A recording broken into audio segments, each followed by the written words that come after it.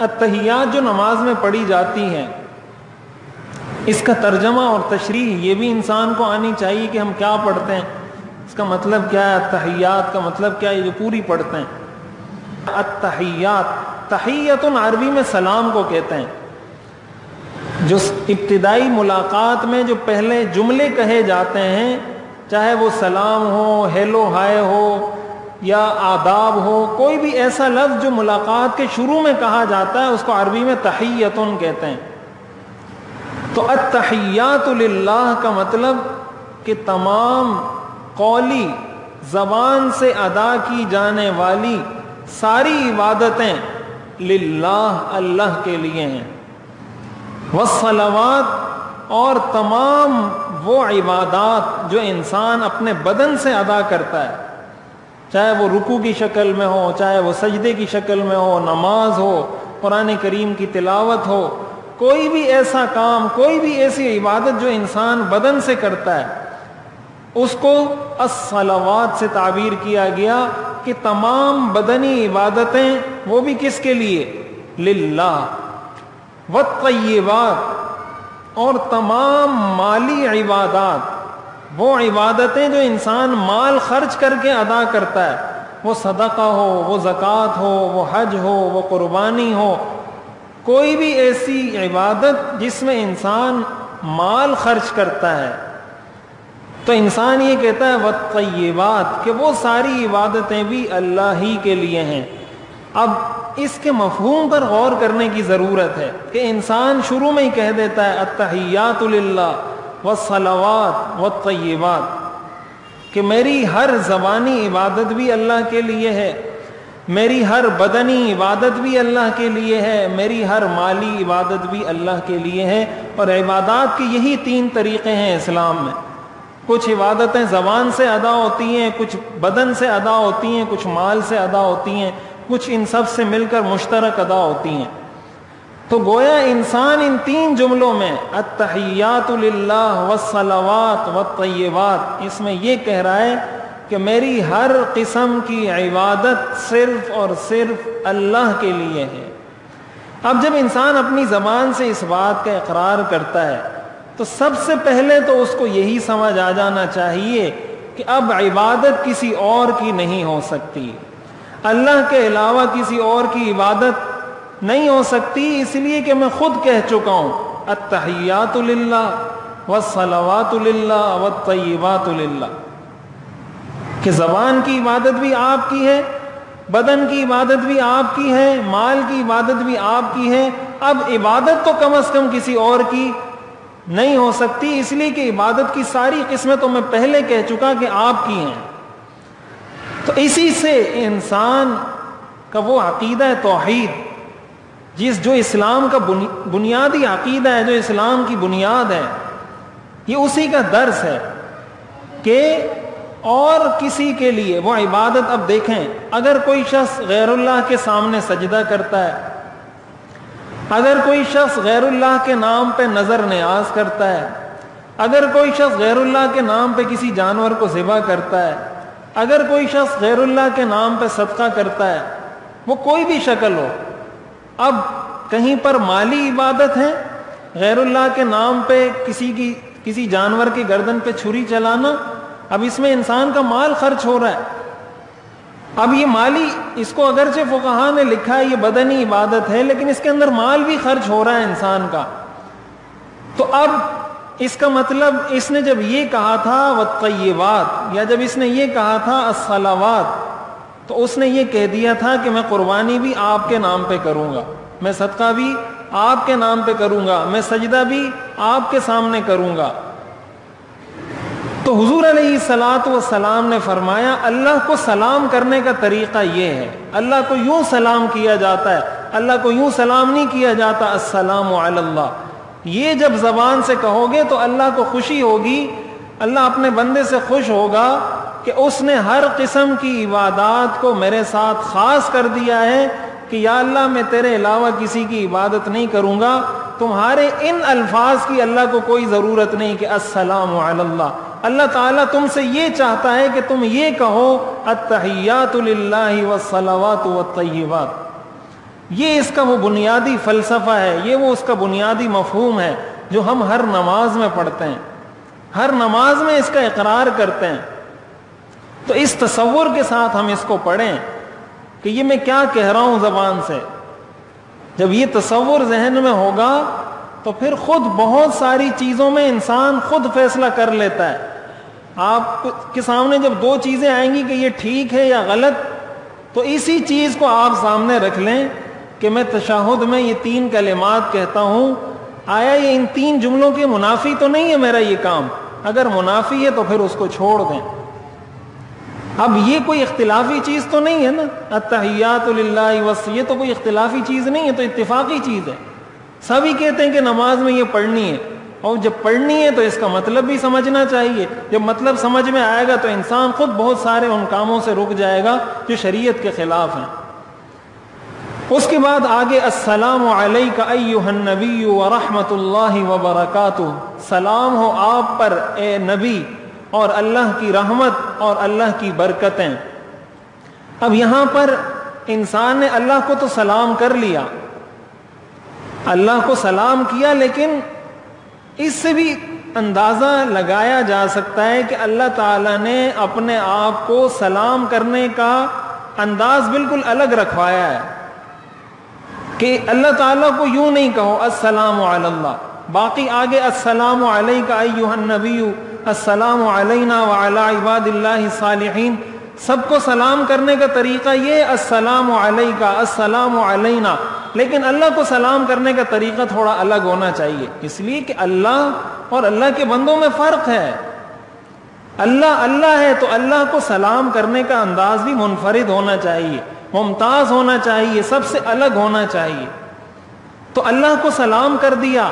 اب جب انسان اللہ کو سلام کرتا ہے تو ہمیں جو اللہ کا کوئی قرب کسی درجے میں نصیب ہوا ہے، یا ہم اللہ کے حضور سجدہ کرنے کی توفیق اللہ نے ہمیں دی ہے، تو یہ سب کچھ تو ہمیں حضور علیہ الصلاۃ والسلام کے صدقے ملا ہے، یہ سب کچھ تو ہمیں حضور علیہ الصلاۃ والسلام سے ملا ہے، حضور کا امتی ہونے کی وجہ سے ہمیں یہ سعادت ملی ہے۔ تو اللہ کی ہم نے تعریف کر لی، اللہ کی توحید کا اقرار کر لیا، ساتھ ہی اللہ تعالیٰ نے انسان کو اس بات کا بھی پابند بنایا ہے کہ یہ ساری نعمتیں جو تمہیں مل رہی ہیں یہ تمہارے اس پیغمبر اور تمہارے اس رسول کی وجہ سے مل رہی ہیں، تو جہاں تم پر میرا شکریہ ادا کرنا لازم ہے، وہیں تم پر اپنے پیغمبر اور اپنے رسول کا شکریہ ادا کرنا یہ بھی لازم ہے۔ یہ جو قرآن کریم میں حکم دیا گیا یا ایھا الذین آمنوا صلوا علیہ وسلموا تسلیما، کہ حضور علیہ الصلاۃ والسلام پر درود و سلام پڑھو، یہ کیوں؟ یہ حضور کا اپنی امت پر حق ہے۔ اسی لیے علماء نے لکھا ہے کہ پوری زندگی میں ایک مرتبہ درود پڑھنا یہ فرض عین ہے، جس طرح نماز فرض عین ہے، جس طرح حج فرض عین ہے، جس طرح زکوٰۃ فرض عین ہے، پوری زندگی میں کم از کم ایک دفعہ درود پڑھنا یہ فرض عین ہے۔ اور جب کسی مجلس میں حضور علیہ الصلاۃ والسلام کا نام پہلی مرتبہ آئے تو اس وقت درود کا پڑھنا یہ واجب ہے، اور اس کے بعد جب دوبارہ اسی مجلس میں تذکرہ آئے تو اس کا پڑھنا مستحب ہے۔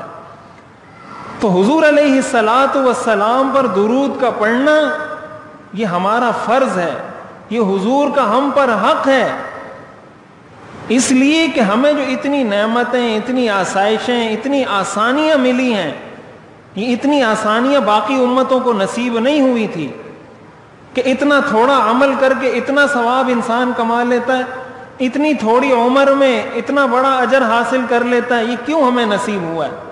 میں نے وہ حدیث سنائی تھی کہ حضور علیہ الصلاۃ والسلام نے صحابہ سے پوچھا کہ ایک شخص مزدوری کرتا ہے فجر سے ظہر تک اور اس کو وہ 1 درہم دیتا ہے کہ یہ تمہاری مزدوری ہے، دوسرا شخص ظہر سے عصر تک مزدوری کرتا ہے، اس کو مالک 1 درہم دیتا ہے، یہ تمہاری مزدوری ہے، اور تیسرا شخص عصر سے لے کر مغرب تک مزدوری کرتا ہے، مالک اس کو 2 درہم دیتا ہے کہ یہ تمہاری مزدوری ہے۔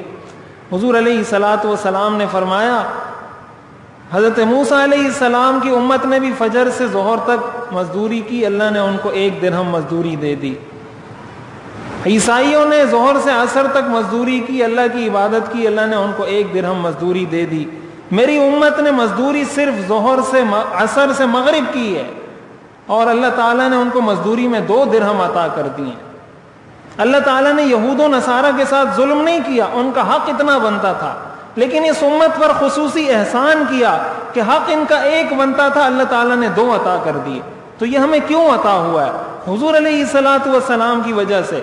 یہ جو آتا ہے من جاء بالحسنۃ فلہ عشر امثالھا، 1 نیکی کرو میں 10 میں تبدیل کر دوں گا، یہ تو حضور علیہ الصلوۃ والسلام کی امت کی فضیلت ہے. اسی وجہ سے تو حضور کی امت کے ثواب بڑھ جائیں گے. پچھلے زمانے میں تو لوگوں کی عمریں 1000 سال ہوا کرتی تھی، 2 ہزار سال ان کی عمر ہوا کرتی تھی. اس امت کی تو عمر ہی 60-70 سال ہے. اس کے باوجود اس امت کے لوگوں کا ثواب ان امتوں سے بہت زیادہ ہوگا.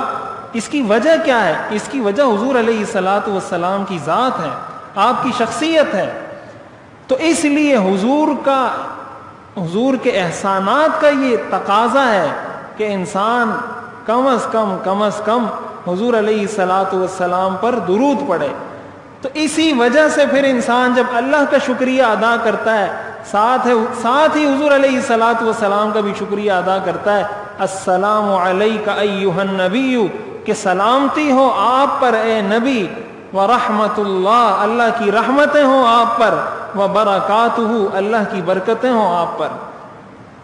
تو اس تصور کے ساتھ جب ہم یہ جملہ پڑھیں تو ہمارے تصور میں بھی یہ بات ہو کہ حضور علیہ الصلوۃ والسلام کے مجھ پر کتنے احسانات ہیں، حضور علیہ الصلوۃ والسلام کے احسانات کتنے بے شمار ہیں مجھ پر، میں کتنی آسانی میں ہوں حضور علیہ الصلوۃ والسلام کا امتی ہونے کی وجہ سے.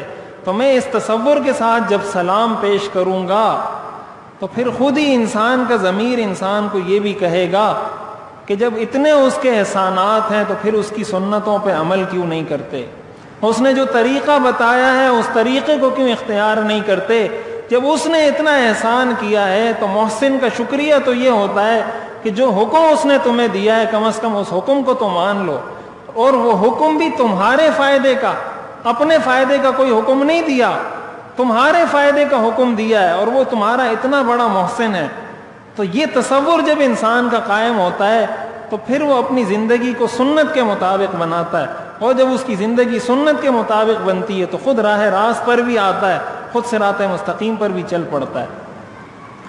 تو یہ مفہوم ہے السلام علیک ایھا النبی ورحمت اللہ وبرکاتہ. اس کے بعد انسان پڑھتا ہے السلام علینا وعلی عباد اللہ الصالحین. دیکھیں انسان جب خود نماز پڑھتا ہے تو اکیلا ہوتا ہے، تو انسان یہ کہتا ہے کہ سلامتی ہو ہم سب پر اور اللہ کے نیک بندوں پر، سلامتی ہو ہم سب پر اور اللہ کے نیک بندوں پر. اب یہ حدیث میں آپ نے فرمایا کہ جب انسان یہ جملہ کہتا ہے کہ ہم پر سلامتی ہو، تو اب اگر وہ یہ کہے کہ السلام علیہ، مجھ پر سلامتی ہو، تو انسان ظاہر ہے اپنے آپ کو جانتا ہے کہ میں کتنے پانی میں ہوں، میں کون ہوتا ہوں کہ میں اپنے اوپر سلام بھیجوں کہ مجھ پر سلامتی ہو، یا مجھ پر اللہ سلامتی رکھے، یا مجھ کو اللہ امن عطا کرے، یا مجھ پہ اللہ اپنی رحمت کرے. میری حیثیت کیا ہے، میں ہوں کون؟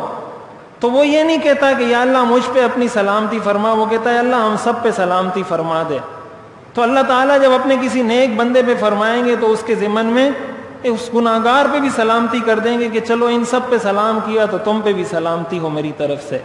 تو انسان یہ بھی کہتا ہے، یہ دعا ہے، یہ دعا ہے. انسان یہ کہتا ہے السلام علینا کا مطلب یہ ہے کہ یا اللہ مجھے سلامتی عطا فرما، مجھے امن عطا فرما، دنیا کے اندر بھی مجھے سلامتی عطا فرما، آخرت میں بھی جہنم سے مجھے سلامتی عطا فرما.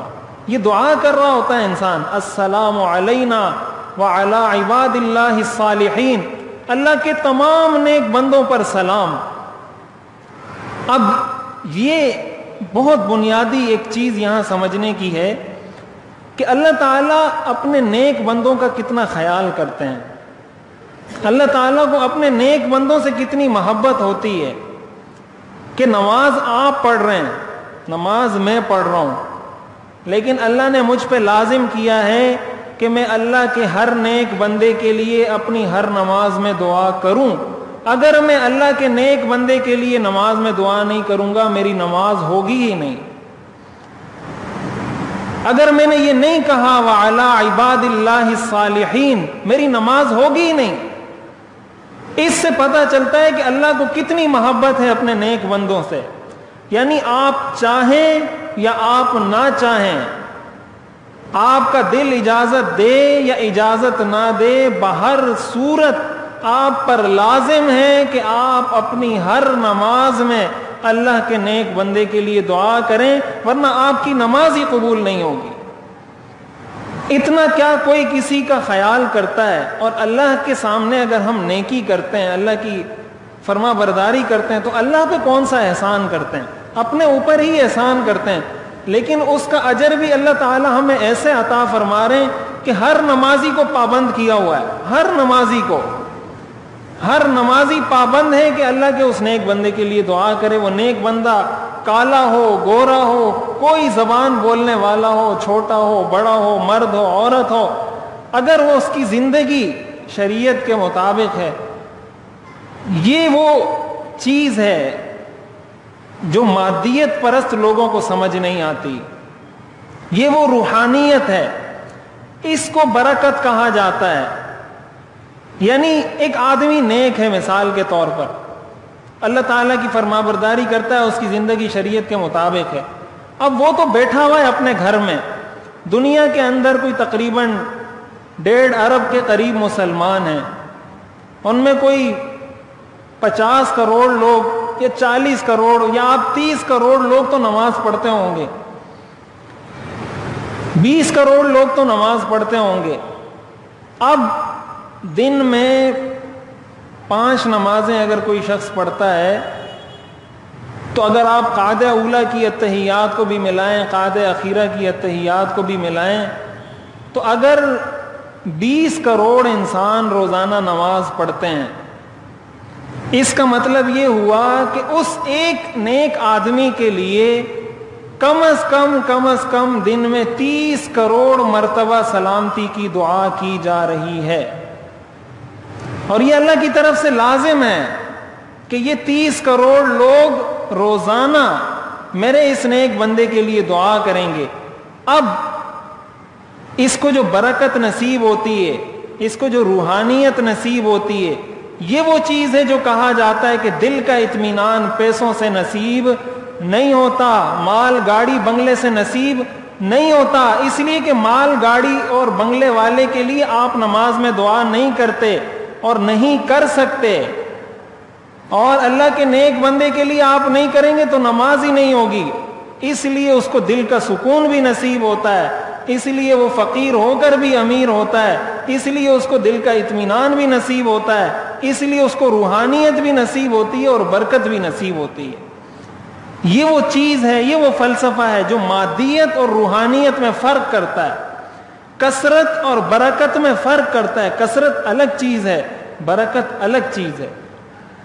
تو اللہ کی بات ماننے کا, شریعت پہ عمل کرنے کا یہ بہت بڑا فائدہ ہے ہمارے لیے کہ اتنے سارے لوگوں کی دعاؤں میں ہمارا روزانہ کی بنیاد پر ہمیشہ کے لیے حصہ شامل ہو جائے گا.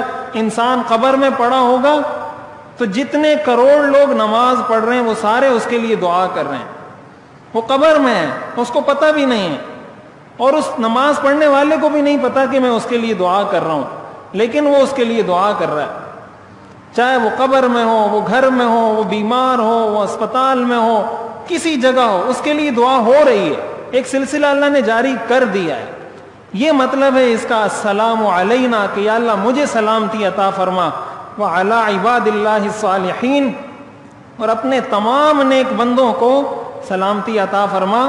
اور اس کے بعد وہی کلمہ جو ہم پڑھتے ہیں, اشہد ان لا الہ الا اللہ, کہ میں گواہی دیتا ہوں اس بات کی کہ کوئی معبود نہیں سوائے اللہ کے, واشہد ان محمدا عبدہ ورسولہ, اور اس بات کی گواہی دیتا ہوں کہ محمد صلی اللہ علیہ وسلم اللہ کے بندے اور اس کے رسول ہیں. یہ اتحیات کا مفہوم ہے, یہ اتحیات کا پس منظر ہے جو ہم ہر نماز میں پڑھتے ہیں. تو اگر اس کو ہم سامنے رکھیں اس کے مفہوم کو، اس کے ترجمے کو، اس کی تشریح کو، اور اس تصور کے ساتھ پڑھیں کہ میں اللہ کی بارگاہ میں بھی سلام پیش کر رہا ہوں، حضور علیہ الصلاۃ والسلام کی بارگاہ میں بھی سلام پیش کر رہا ہوں، اللہ کے نیک بندوں کے لیے اور اپنے لیے بھی دعا کر رہا ہوں، اور پھر ساتھ ہی گواہی بھی دے رہا ہوں، تو ہماری نماز میں خشوع اور خضوع بھی نصیب ہوگا، اور ہماری زندگی شریعت کے مطابق بھی ہوگی. ہماری زندگی خود بخود شریعت کے مطابق ہو جائے گی اور صراط مستقیم پر آ جائے گی.